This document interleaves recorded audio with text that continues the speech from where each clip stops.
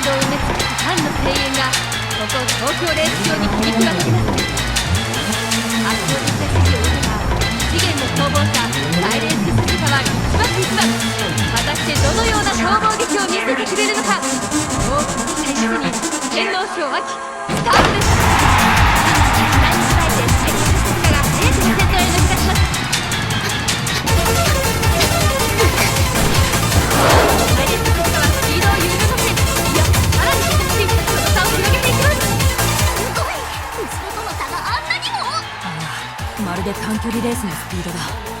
鈴鹿さんの走りは馬娘として最も理想であり夢の走りですよね。どこまで行っちゃうんだろう、鈴鹿さん。飛ばすに飛ばすサイレンススズカ、今 50m の距離を通過。最後は57秒4。会場内の中で同時のタイムでゴールを通過するのか。先頭を走るサイレンススズカ、今大きな変化をしています。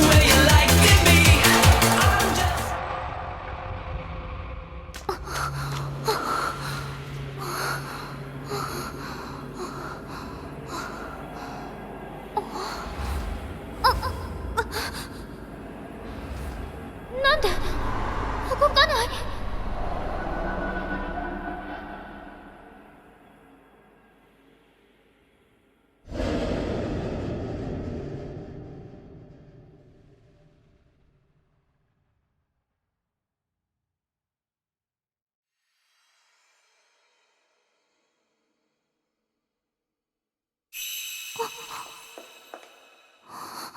誰？鈴鹿さん、鈴鹿さん、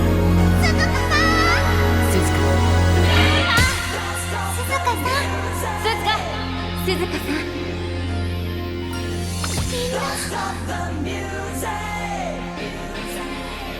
見に行かなくちゃ。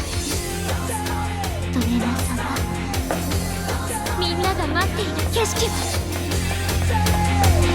サイレンススズカ。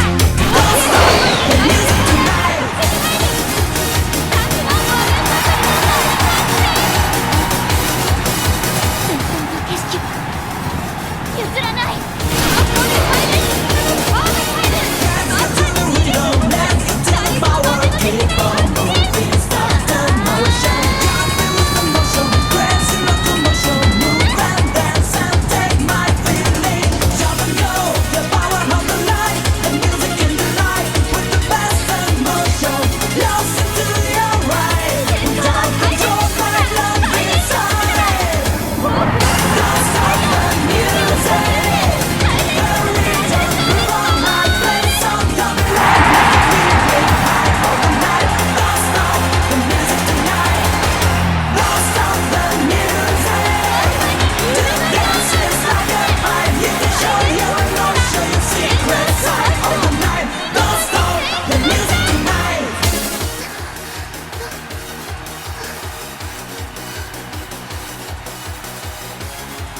私が